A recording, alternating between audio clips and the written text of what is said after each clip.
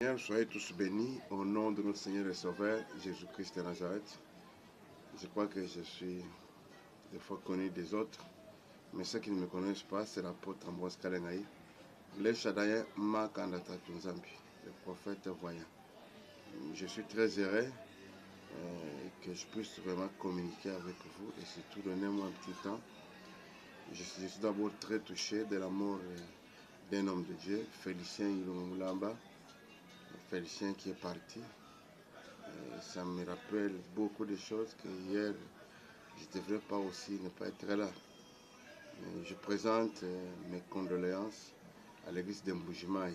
L'église de Mbujimaï, j'ai présenté Mioya Djibungama, même Hamika l'inclus là-dedans.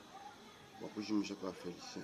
Bambi, Bajimine, Balondangan, Kijibichombo, Mouya, Joseph, Fukusamunka Mbabaya, Kabang, Kenaputo.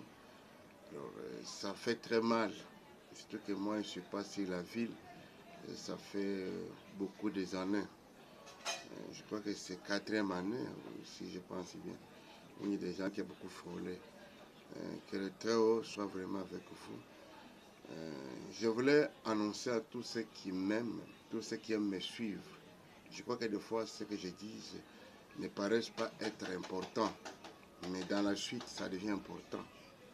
Je crois que quand je prêchais, je parlais sur la délivrance.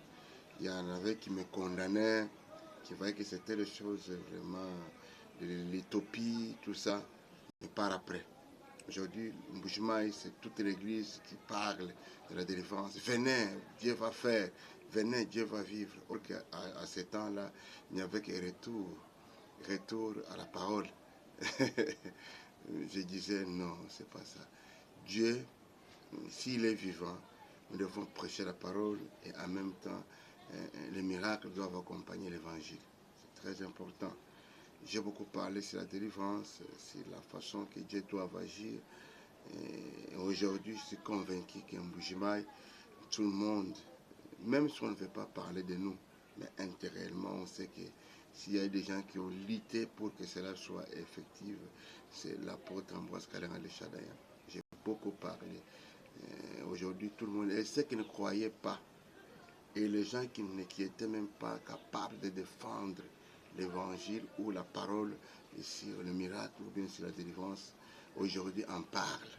C'est-à-dire que nous avons déjà fait un grand travail au nom de Jésus. Au même moment, je voulais commencer l'autre page de l'histoire, parler un peu sur les chantres. Tungimba. Tungimba, je vais parler un peu sur vous. Je vais parler sur vous. Le Seigneur m'a inspiré que je parle sur les chantres. Comment un chantre n'a pas le temps de rester sur les bancs pour écouter la parole, mais il est seulement là pour chanter, que les autres l'écoutent comment il chante.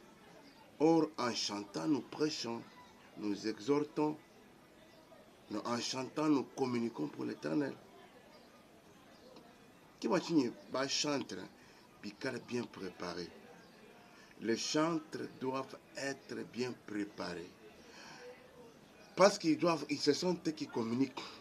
Il n'y a pas que la danse. Mais à part la danse, il doit y avoir un message. Il chante, il parle, il donne un message.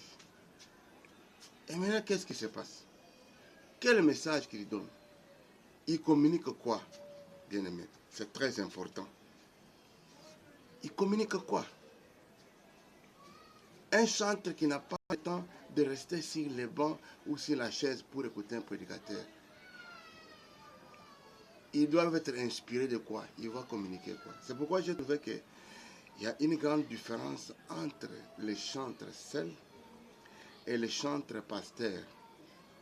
Les chantres pasteurs ont le temps de vérifier les Écritures et de savoir de quoi ils chantent. Si souvent, il y a peu d'erreurs. Mais les chantres tout court, quand un chantre est animé maintenant de l'orgueil, des fois il commence à chanter des choses et les gens dansent sans savoir de quoi et on est en train de communiquer. Oui, j'avais un petit problème fois passé avec Chala Milambo.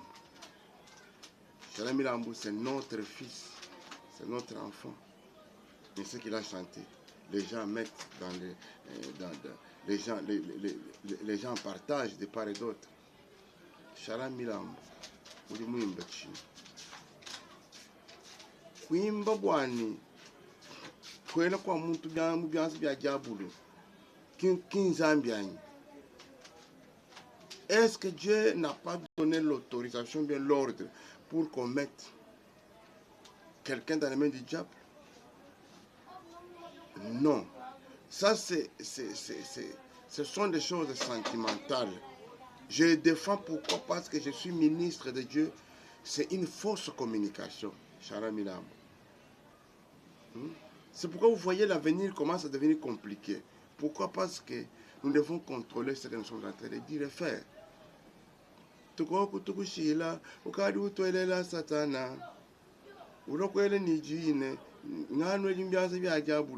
peu ça. Oui, la Bible nous autorise de mettre quelqu'un dans les mains du diable lorsque c'est s'attirer, lorsqu'il faut faire. Et la Bible dit même que quand vous le faites, c'est pour que cet homme-là soit touché, corrigé, pour qu'il revienne à Dieu et qu'il soit sauvé dans les derniers jours. C'est-à-dire que Dieu veut la correction de cette personne-là. Mettre quelqu'un entre les mains du diable, c'est pas mauvais. C'est ainsi que je vais palper les chantres du Congo. Je vais y entrer. Je vais commencer à faire de l'émission en direct sur Facebook. Nous allons commencer à partager ensemble, discuter ensemble et réfléchir ensemble. Qu'est-ce que les chantres sont en train de chanter? J'ai beaucoup de choses. Je pleure. Je vais partager avec vous le peuple de Dieu. Oui, c'est ainsi. Faites l'effort d'aimer ou de vous abonner sur notre Facebook. Je veux que chaque fois, quand quelque chose est publié, vous puissiez en être au courant.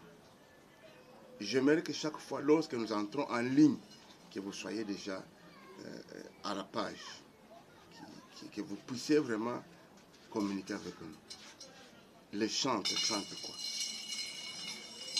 Chantent quoi? Déjà, j'ai déjà trouvé la différence entre les chantres pasteurs et les chantres non pasteurs.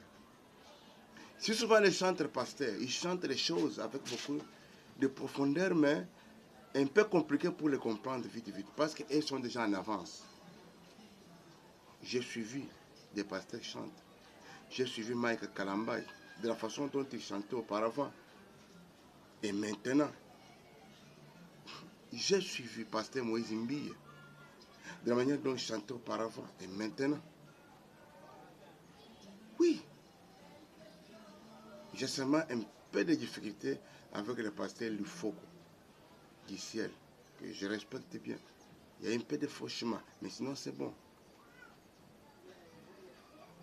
Mais les chantres seuls, qui ne veulent pas rester sur les bancs, pour écouter la parole et de savoir de quoi ils vont chanter, c'est très déplorable.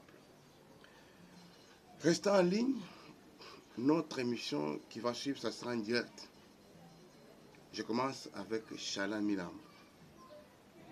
Pour moi, Chala, tu peux retourner encore au studio pour refaire ces cantiques. Que Dieu vous aide, sinon nous devons nous aider en tant que leader. Que tous ceux qui m'aiment et ceux qui ne m'aiment pas, soyez bénis au nom de notre Seigneur et Sauveur Jésus-Christ de Nazareth. Oui. Entrez aussi, je crois que ces émissions, nous allons commencer à les diffuser dans les YouTube. Écrivez seulement Apôtre Chadaïen. Dans le YouTube, directement, tu es avec moi. Abonnez-vous directement sur l'émission. On va essayer un peu d'en parler. C'est très important. C'est tous les chantres. Mettez-vous, abonnez-vous, parce que ça va vous aider pour améliorer la suite. C'est très important. Un chanteur est sorti de l'église, mais qu'est-ce qu'il va chanter après? Des fois, il chante contre son église là.